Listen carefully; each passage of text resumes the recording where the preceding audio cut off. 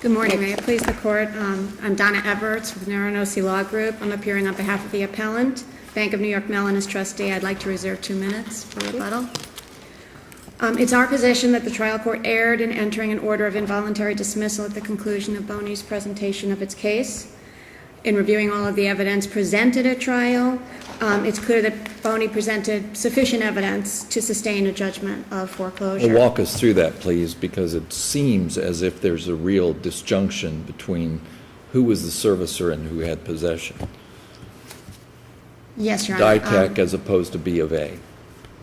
The complaint, the verified complaint, alleged that plaintiff held the note, which was in the constructive possession of its servicer. Mm-hmm. Who was at that time? At Bank of America. According to the complaint. According to the complaint, correct. And what did DITAC have to say about that? DITAC became the servicer approximately 1 month before the trial. And we presented the limited power of attorney for DITAC at the time, which also referenced within itself that Bank of America was the master servicer, and also referenced that the flow agreement went back to 2012. Altogether, we believe that that would establish Bank of America. All of the cases that were cited by defendant predated the requirement. Wasn't your position basically that the original note was being stored by the Bank of New York Mellon's counsel when the complaint was filed? Bank of New York's counsel, yes, had the note in its possession at the time the complaint was filed. So it would be counsel on behalf of Bank of New York Mellon who had possession, constructive possession had possession on behalf of Bank of New York Mellon. Correct. At the time the complaint was filed. At the time the complaint was filed, and we relied on Ortiz for the premise that when the original note is attached to the complaint and the original note that's later presented at trial matches, that's sufficient for standing. The cases that were cited by the defendant to the contrary. You're essentially relying on an agency relationship then by counsel having possession of that original note at the time that the complaint's filed. Again, if we were relying on an agency relationship, it wasn't really alleged in that capacity. The capacity that was alleged was that Bank of New York held the note. The certification and the verification But held it by way of counsel taking possession? Yes. Do you have to develop an agency relationship for that? No, Your Honor. Unless it's raised as either a negative, a specific denial would have to be raised for it to be proven. And we believe that the cases that predated Ortiz were all based on cases in which it was not a verified complaint. They were all older cases prior to the requirement that a complaint be verified and that a certification of note possession be put into the case at the commencement of the action. So what we had here is the original note in the possession of counsel, filed with a copy of it filed with the complaint, and later presented to the court at the trial. Is there a conflict between the allegation, the verified allegation in the complaint that the note and mortgage were held by the bank, and then the verification which states that it's held by attorney, in fact, Bank of America? I don't believe so. Why? Because Bank of America said they held it on behalf of Bank of New York. So you'd have to establish an agency relationship between one and the other to show constructive possession, would you not? Again, I do not believe that that's the case. Once Ortiz was held, and it dealt with the fact that there is a certification, there is a verification. I don't think it really matters who verifies it, whether it's the attorney or the servicer. I don't believe that is really at this point relevant or important. What's important is that the note is there. The note was presented to the court, and the note matched that which was attached to the complaint. What about FAN? Doesn't FAN suggest that there needs to be an agency relationship? Again, FAN predates. FAN was prior to the requirement for a verification of complaint, and in that case, it didn't have an endorsement on the note. But all the cases that I've seen, and tell me if I'm wrong, that I've seen in the Ortiz context are where it's the same person. In other words, it isn't a servicer bringing it on behalf or signing. It's the bank itself who files the complaint, says that I have the note, and then that same bank is there at the time of trial. Here, you have Mellon is the party and the true owner. You have Bank of America, who's its servicer and who signs the verification. Then you have a different servicer at the time, because there's been a couple mergers and whatnot since then, at the time of the trial. So there seems to be a disconnect, unlike the Ortiz situation. Is that fair or not fair? Well, no, I don't believe the analogy is correct. Okay. It's the same plaintiff. The Are you plaintiff- suggesting that that verification, the new procedure under the new rule, is evidence? Well, because it's a sworn statement, It's a sworn statement, because the and that makes complaint it- is sworn statement, I believe it's different than the older cases, which were not sworn. So you see that as a distinction, but you're not saying that the verification is evidence if it's not admitted by the court, offered and admitted.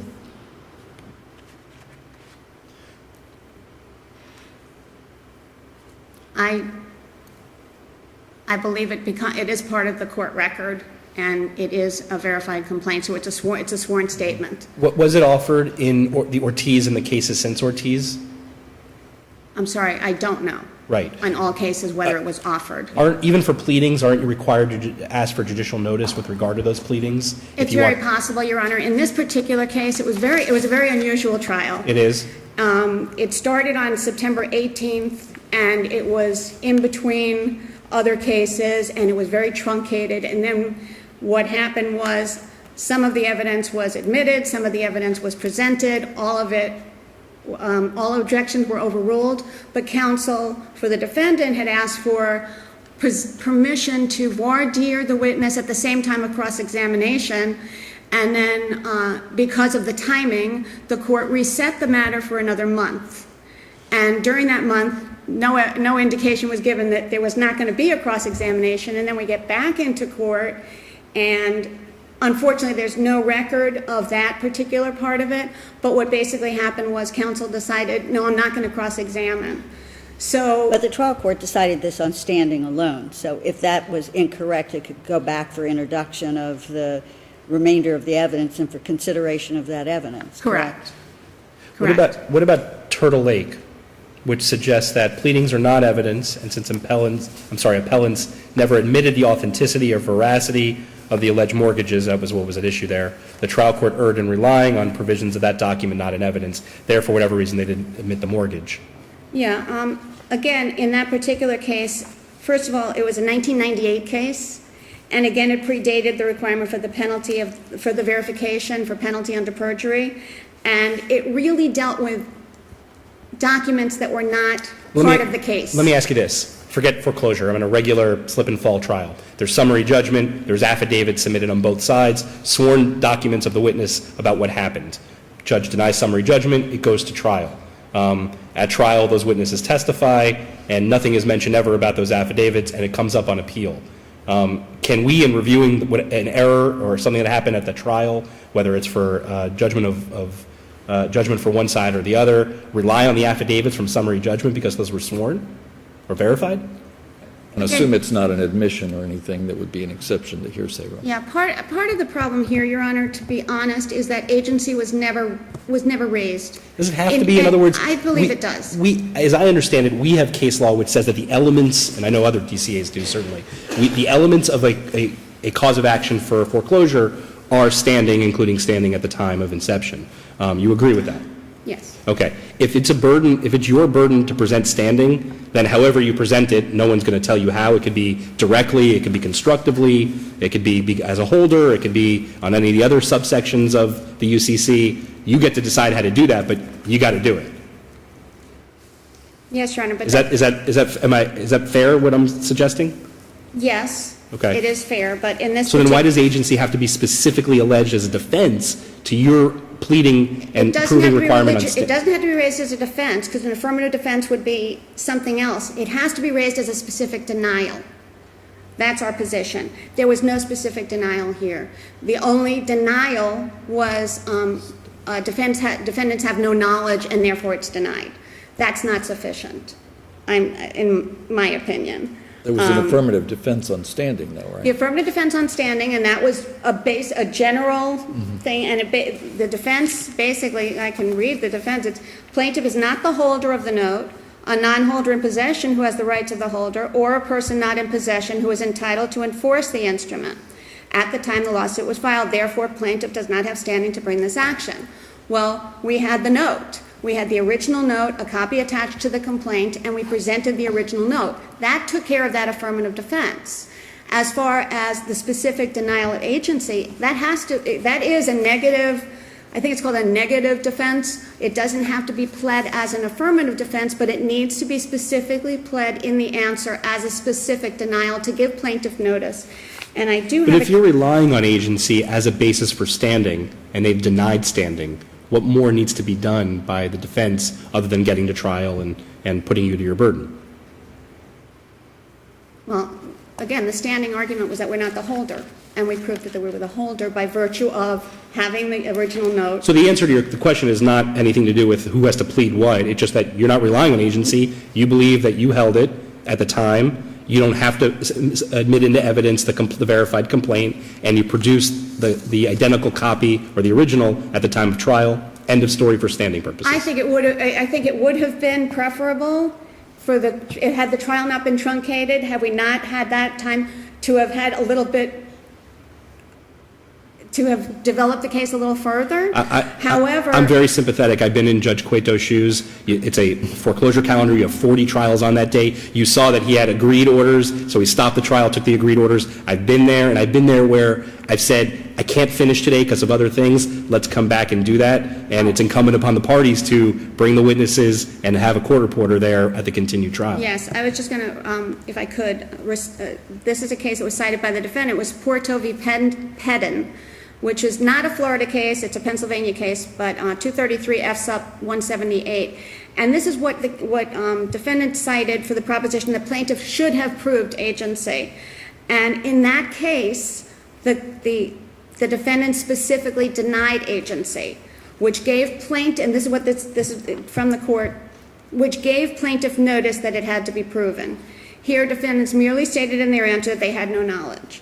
And I think in that particular case, I pulled it out of the case in Porto v. Pedden, the defendants admitted that they owned the truck involved and specifically denied employment of the driver.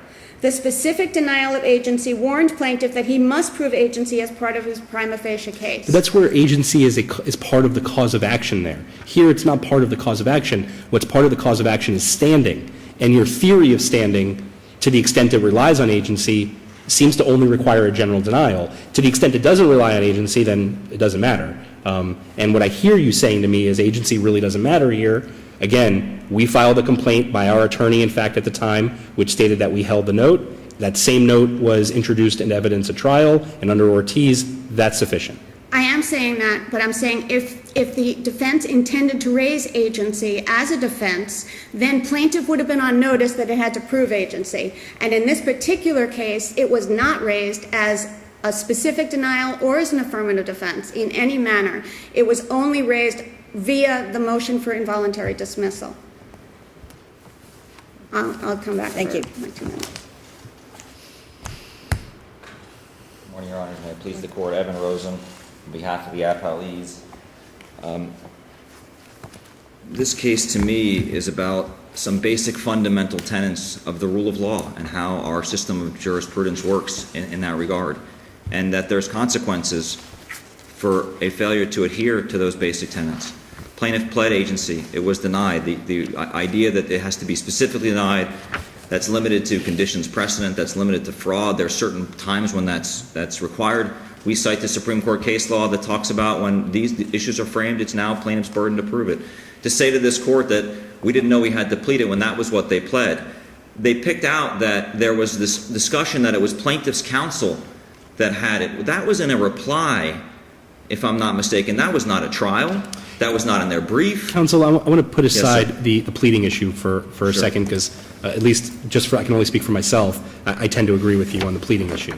What I'd like you to address is some of the fourth DCA case law that has come out even since briefing has been done, and pretty recent, and I know that you're familiar with it because I know that you keep up with this sort of thing. Sure. There's one case, Bank of New York Mellon, same plaintiff here, versus Heath, and the facts seem to be very similar to those here.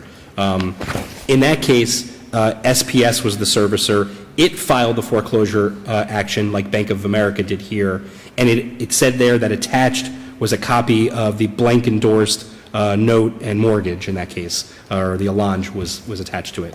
Then, at trial, the bank admitted the note and the mortgage and the allonge that were a blank stamp through a representative of the servicer who testified.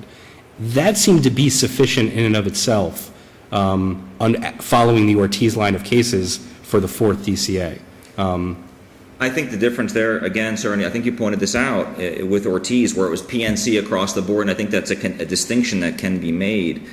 Here as well, it appears that... But here, I will say, and I understand that, but remember, the document isn't submitted through a witness. Testimony might be, and I can understand how there'd be a disconnect between Ditech and Bank of America, which is the question that Judge Salter asked when we started.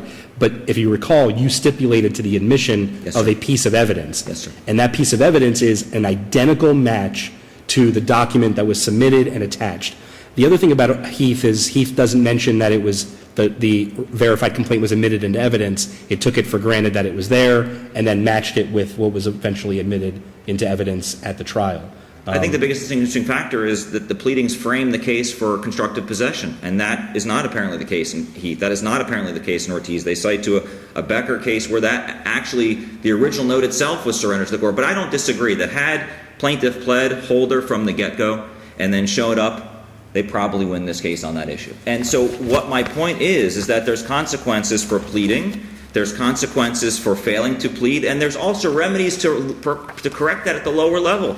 Amend the complaint, reopen the case, which the case law seems broad enough to do, to submit additional evidence. And then you have to then look back to the fact that they're filing initial brief and they don't recognize that there's no pay history in evidence, there's no acceleration letter in evidence. We came back to reconvene, we reached an agreement, the brief seemed to be pretty clear on that. Plaintiff is going to rest.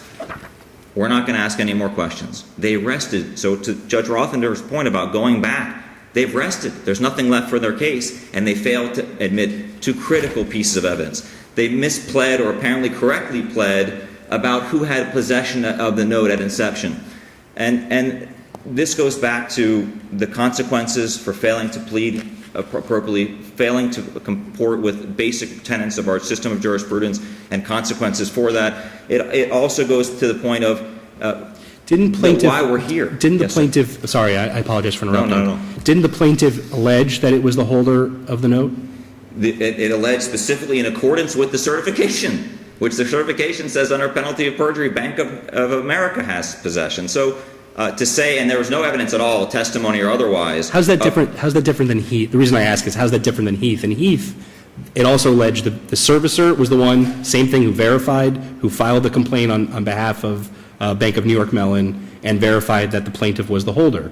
It seems to be almost identical facts. I have to review Heath, and I have it in front of me. Unfortunately, it wasn't briefed. I'm looking at the I apologize. case now. Again, it's a case that came up after briefing was well done in this case. Sure. And so the fact that it's identical, I think even if we were to give them standing at inception based on that theory, which what we're really saying is, isn't there an inference that because this plaintiff said they had it and then they showed up with the same thing, that's good enough? And I don't know that we have that here because Well, let me ask you this. they said someone else had You it. use the term inference, and that's a term I'd like to use as well. Because here we're at a different procedural posture.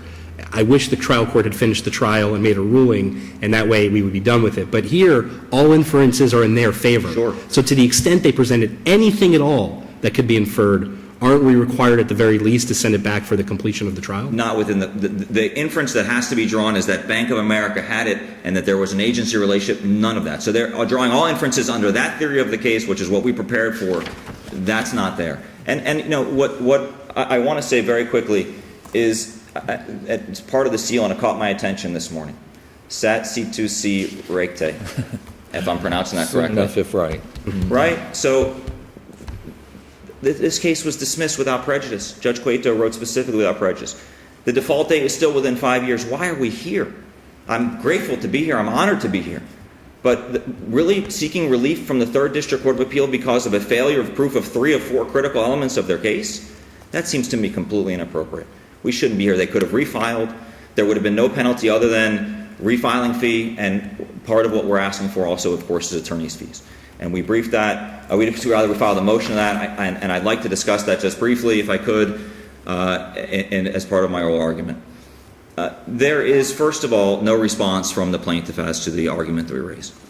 There is, second of all, a big difference in a holder and standing in a foreclosure case and whether or not there's a contract between the parties. I'll never forget the day in law school that I learned that a thief can enforce a note.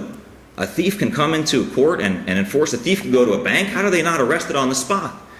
But thieves can enforce notes, and thieves are clearly not parties.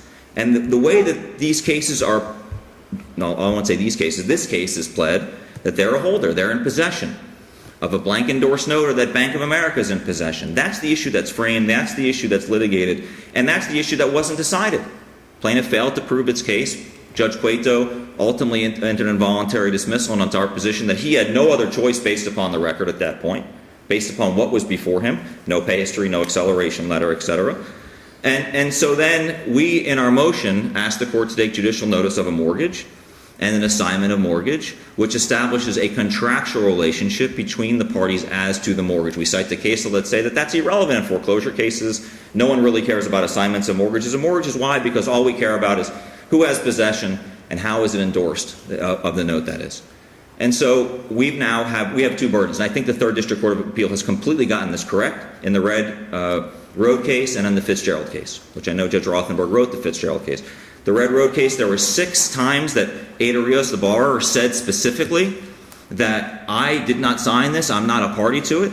Affidavits were signed, motions for sanctions, sworn interrogatories. There was even a deposition taken of the witnesses' signatures, the witnesses to the signatures on the note, who took the fifth.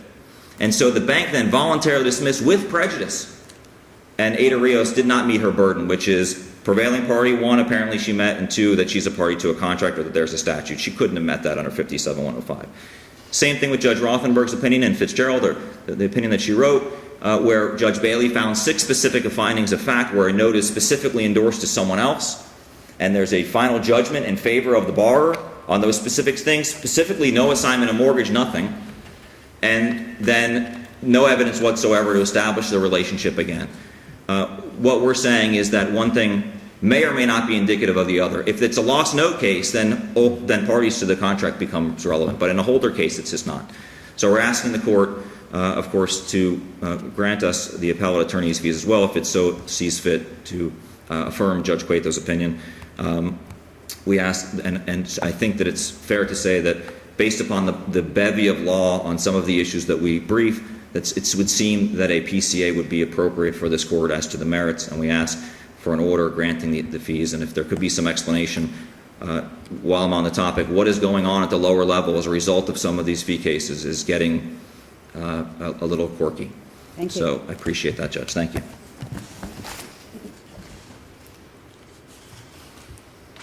As to the issues that were raised by counsel as to evidence that was not admitted, again, because of the truncation of this case, all of the evidence, including the pay history, the demand letter, and the certified mail receipt, were presented as evidence. It was objected to by counsel, and all objections were overruled. But what counsel had requested was that he be allowed to voir dire the witness in conjunction with his cross-examination. He started the cross-examination, and again, as we know, because of the busyness of the court, it was that was clearly was an oversight. It was cut off. And it was and the because court of this held weird that procedure evidence, and it should have been admitted automatically once he stopped his cross-examination. What counsel is saying is that plaintiff's counsel failed to do that. Again, it was there. The court had all of the evidence. It had it in the court's hands, basically, waiting for his cross-examination and voir dire. When that did not happen, It should have been admitted. it should have been admitted. So it's not that it wasn't there before the court. And I would hope that And I don't believe that was the basis for the involuntary dismissal. The involuntary dismissal never raised any of the issues as to the condition It was precedent. based upon the standing It was issue. based upon standing and the lack of agency. And again, I believe if agency is not raised as a specific denial, it need not be proven when plaintiff alleges it holds the note and presents it to the court under Ortiz. Thank you. Thank you.